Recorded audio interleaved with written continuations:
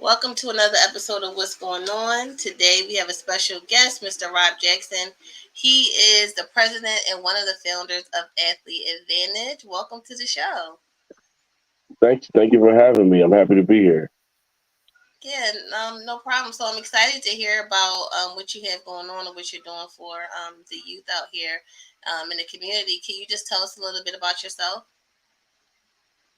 Well, I'm Rob Jackson. I'm from Lexington, Kentucky, and actually, I was a college athlete. Played football at Miami University, and after that, I went into the music business. I was in the early 2000s, signed to Arista Records. I was probably about a one and a half hit wonder, um, and then transitioned into the marketing space. So then I started marketing it in the music industry and doing things of that nature. And then when this NIL thing for college athletes sprang up, it looked like an opportunity, that lended itself to my skill set and my background. So we kind of pivoted into that and started Athlete Advantage to represent college athletes. Oh wow, that's a heck of a pivot. You were Right, right. yeah, so I love that. So I've read that you played football at Miami University. Yeah. Um, so how did that, along with the music industry, how did that really influence you to, make that pivot and change and want to help the athletes so much? But as a former athlete, it gave me a clear understanding of what they would need to enter this space. Understanding they've been prohibited from making money at all up to this point, and they were being thrown into a business situation where they're actually doing deals and making deals and doing contracts with corporate entities and not being fully prepared. And there's a lot of money being made, so there's a financial literacy piece. And so understanding that from an athlete's perspective helped me, but also being in the music business and as an artist and learning that, dealing with the fame that comes with that, which is associated with being a star athlete, and then learning how to manage money in that situation, and then transitioning from that into the marketing space. NIL in and of itself is essentially a marketing proposition, and most people don't look at it as that, but that's exactly what it is. It involves high level marketing deals and brand building and social media influencer marketing, things of that nature. Those are the main components of it.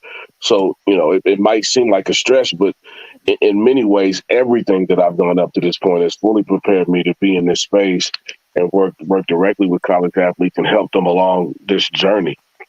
Mm-hmm. Can you just explain to everybody what exactly the legislation was that passed? That was why did you feel the need to create your business now in light of the new legislation? So up to this point, collegiate athletes they've been restricted from making any money as a student athlete. Any earnings was a violation of NCAA rules and guidelines.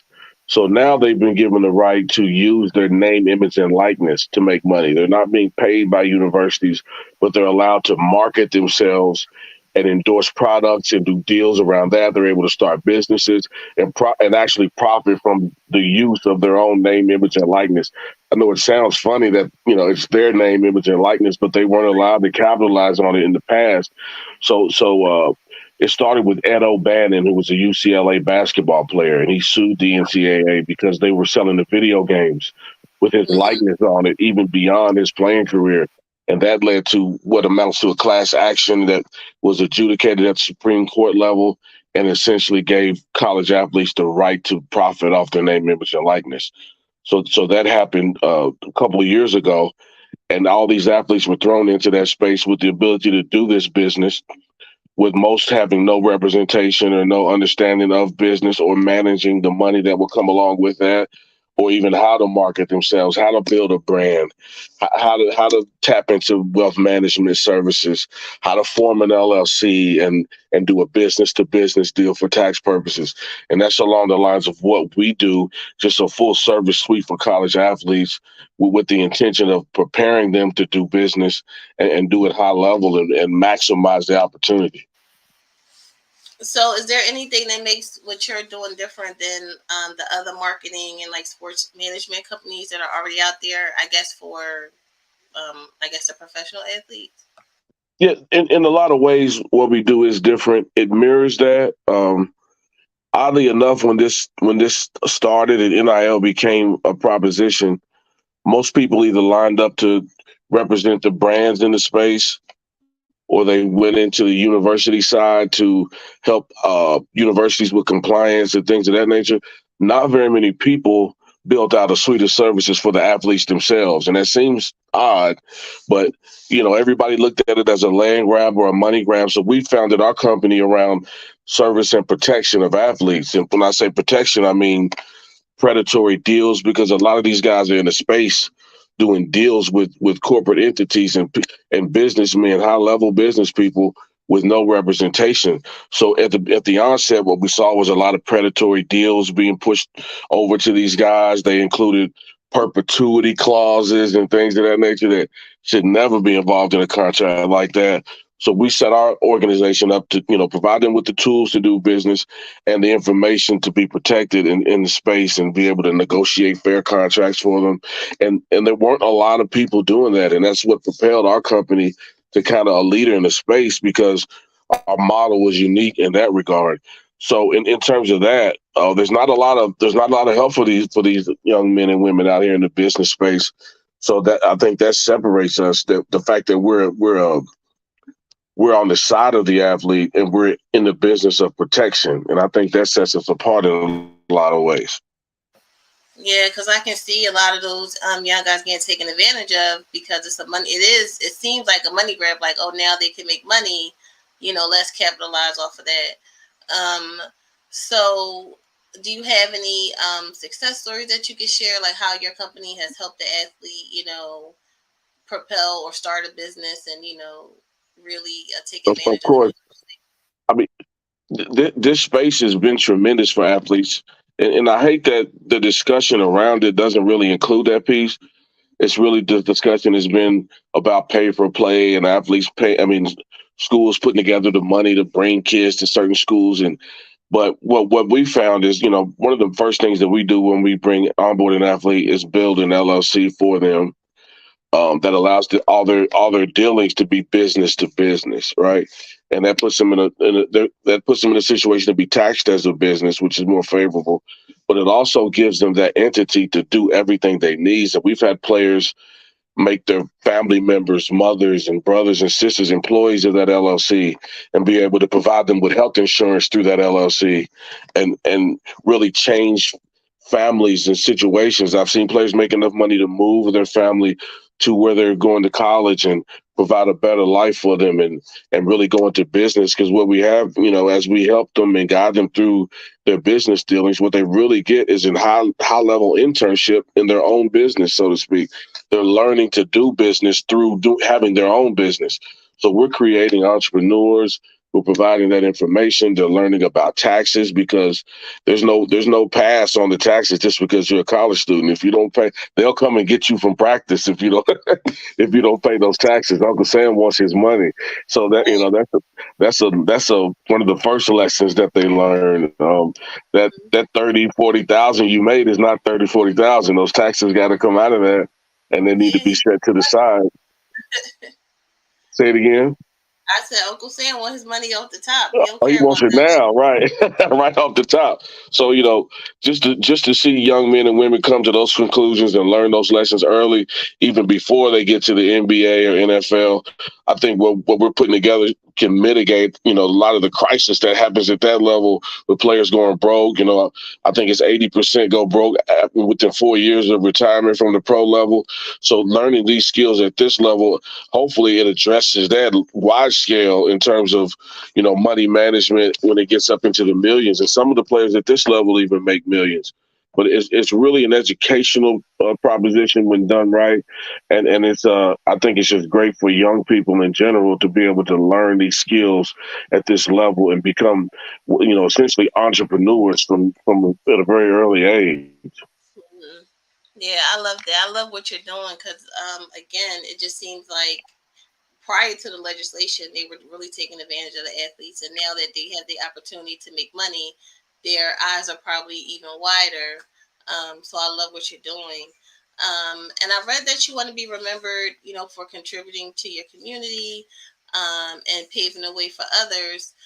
What step does Athlete Advantage take outside of helping the athletes with their business endeavors to give back to the community? Do you guys do any community work?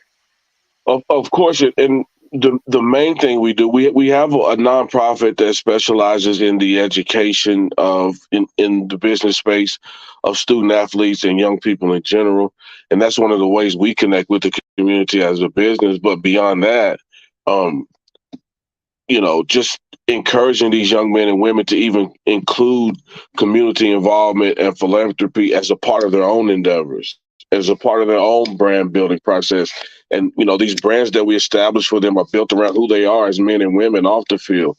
And we encourage them to tap into things that are important to them and support those things with their NIL and with their business. We had a player at the beginning, actually our first client, and his father spent most of the young man's life in prison, and he had come home in the middle of his college career. And his father started a nonprofit that was, excuse me, that was founded in an effort to raise money to support children who had incarcerated parents. So we were able to tie that player's NIL earnings, a portion of them, to his father's nonprofit. We were able to put them together and promote that nonprofit around that particular cause. We were able to sit them down in front of the state legislature and lobby for a changing of the laws around the designation of children with incarcerated parents so they could get more resources in school. And this young man and his father, through NIL, are sitting across the table from politicians and affecting legislation, and that's the unintended consequence of NIL that nobody really saw coming. But just to be able to put these young men and women in those kind of positions where they use their name, image, and likeness in ways that benefit causes that are very, very close to them. And that's a part of the brand building process that we want to teach them and learn as a foundational principle about the construction of their business and moving forward. And hopefully they take that to the next level with them and continue that. But that's a major part of what we do is encouraging that philanthropy and that connection to the community and in the use of their name, image, and likeness. Oh, I love that. Is there anything else you want us to know about Athlete Advantage? What you guys plan, see yourself in the next 5 to 10 years doing? Well, we see us, helping more athletes and growing larger as a company. We're moving into different spaces. I think you'll see more in the content space and tapping into these individual player narratives and starting to shape that content and use that as the tool even in new and different ways. I think, we all know content is king. We're here creating content right now. And to help them utilize that content in more powerful ways and strike higher level deals around that content. There's no reason why the television shows and the OTT platforms can't incorporate player driven content into those platforms and strike deals at that level for players. I think that's really the future. There's so many stories and narratives that lie within the experiences of these young men and women, and to bring those to light large scale and help them monetize in that space, I think is really the next step. Okay, well, it was awesome meeting you. It was great hearing about what you're doing. I love it. I'm a community activist myself, and I'm always out here. We got to connect the youth to, our elders and just get that information. So I love Right. what you're doing and the fact that you took your experiences and decided to go out there and help somebody else. So it was great talking to you. And I can't wait to see what happens with Athlete Advantage in the future.